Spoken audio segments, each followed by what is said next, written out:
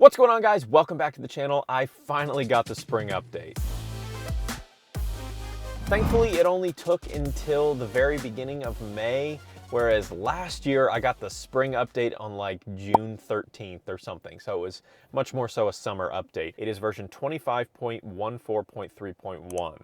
So I know the original update was 14.3, so this is a dot update past that, so some minor bug fixes, I'm sure. But I did finally get it here on the Model 3. The Cybertruck still hasn't gotten it. I know there's a bunch of owners out there that are excited to get that update, especially with some of the frunk height opening customization you can do. We'll talk about all of that in this video. While this isn't the biggest spring update we've ever gotten, there are some really nice updates in there.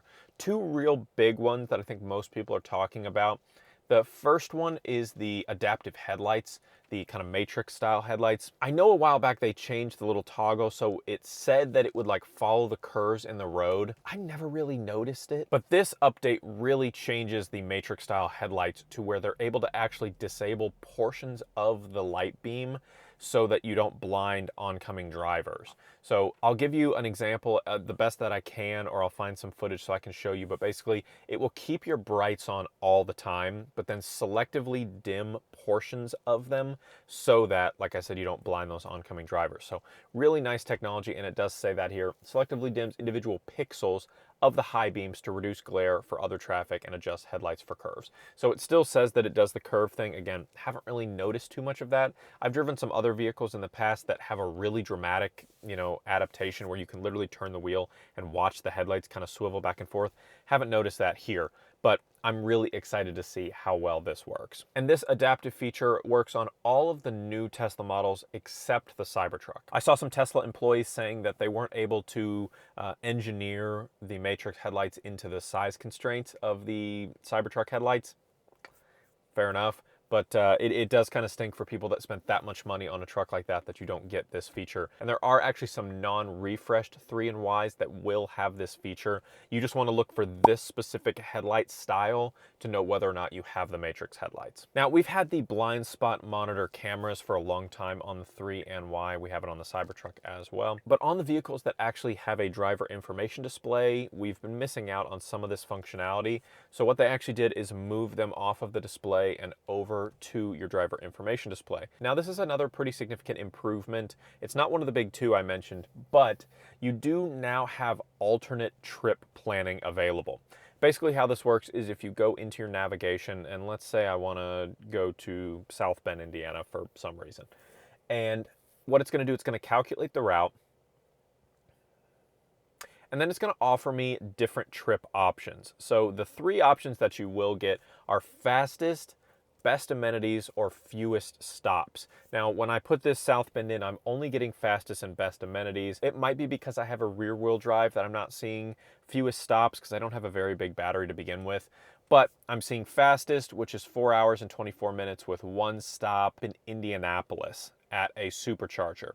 But if I go over to best amenities, it's actually going to stop me in Carmel, Indiana at a different supercharger. This one will have, it says on here, highly rated restaurants, cafes, restrooms, and shopping within walking distance of the charger.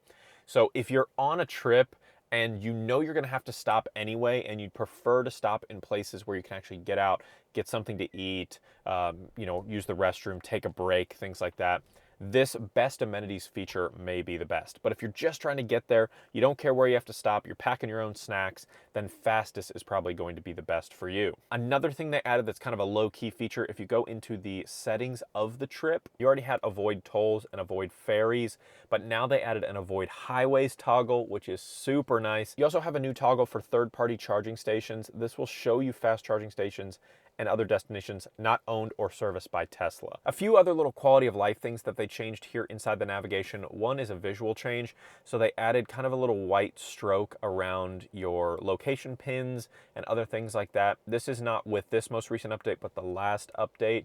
So I've had it for a little bit, but it is a nice little accent piece and helps the little pins really pop off the page a little bit better. Another thing that's really nice is if you click on an individual supercharging station, it's going to give you all the same information that it's done before, whether or not it's a supercharger, what its available max wattage is, how many stalls will be available upon arrival. You can favorite it. It'll show you busy times. It'll show you the price. You can see pictures of the charging station, which is great. But now they've added nearby amenities, so you can see all of the different restaurants that are around this charger. So this one that's in Indianapolis here has a Steak and Shake around it, a McDonald's, a Starbucks, a 7 Brew, a White Castle, Chipotle, all kinds of stuff, and it gives you convenience features, so you can see this one is trailer friendly. So tons of great information there, but this is super helpful if you're going on a long trip and you want to almost plan out where you're gonna eat at all of those different stops. This makes it super, super helpful. And all of these features apply to all models. This one is actually kind of a big deal for me. So I use Apple Music, Apple Podcast, and Spotify. It kind of used to be weird when you would actually do a media search where you would type something in and it would just give you this laundry list of things. Some stuff from podcasts, some from Spotify, some from Apple Music, and it was all kind of like splattered on one landing page when you would do a media search. Now you actually have these little drop-down toggles so you can pick which of those media platforms that you use that you want to filter by. So for me, I have Apple Music, Apple Podcasts, and Spotify, like I said. So if I were to search a band here, it's going to toggle just my Apple Music library. So if I have a playlist from that band specifically on Apple Music that I don't have on Spotify and I don't want to see just random Spotify results in there, this will help me filter that out. One other thing that applies specifically to Apple Music is you can now shuffle a playlist that has more than 100 songs in it. Didn't know you couldn't do this in the past, but I've never really done a playlist that has that many songs in it, so now you can. You can now sign into a free Amazon Music account. I guess you couldn't do that before. And then on YouTube Music specifically, it will show you which songs are coming up next on a little queue underneath the screen. Another nice quality of life improvement for those people that use a Wi-Fi hotspot instead of paying for the premium connectivity subscription. It will now automatically connect to that Wi-Fi hotspot that you're using instead of having to do it manually every time. And this applies to all models. There's a couple things for the Cybertruck specifically. Now again, our Cybertruck has not been updated, so I can't show you these, but you now get a more accurate vehicle visualizer when you're opening your door. It will actually show you how far open your door is. When you use autopilot, or I'm assuming full self-driving as well on the Cybertruck, it will automatically switch it to the comfort drive mode, regardless of which one you were using before. Now you can toggle this on and off if you want. We're going to talk about the trunk heights in a minute, but on the Cybertruck, since it has a power frunk, you can also save the frunk height based on location, which is super nice, especially if you're in a garage. And then we now have lane departure avoidance on the Cybertruck. So this will warn you if you drift near the lane. It'll give you those blue lines on screen. It'll beep at you, but it'll also kind of guide you back into the lane now. A couple other little small things for the updated Model Y. You're now going to get a wider field of view on your rear view camera. If you do sync your phone via Bluetooth, you will now get contact photos, not only during calls, but also in your contacts list. You can now easily switch between keyboard languages. We can easily change this by going down to display and then going to keyboard language here, and there's all different languages you can choose from.